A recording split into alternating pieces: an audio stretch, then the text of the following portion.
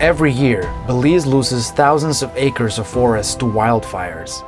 These fires threaten human livelihoods and property, destroy forest products, and endanger wildlife. Large amounts of smoke produced by wildfires can have serious impacts on our immune system and our respiratory and heart health.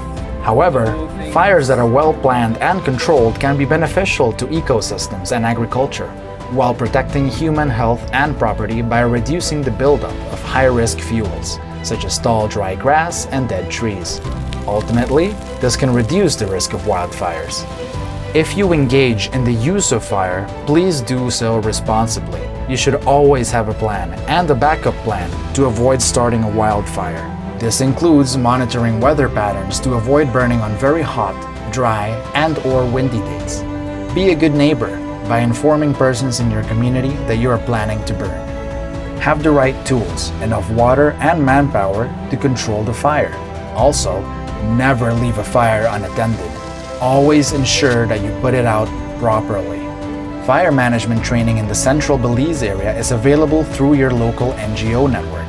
Contact the Belize Zoo at 613-4966 or education@belizezoo.org for more information. Do your part to protect life, health, and our natural resources.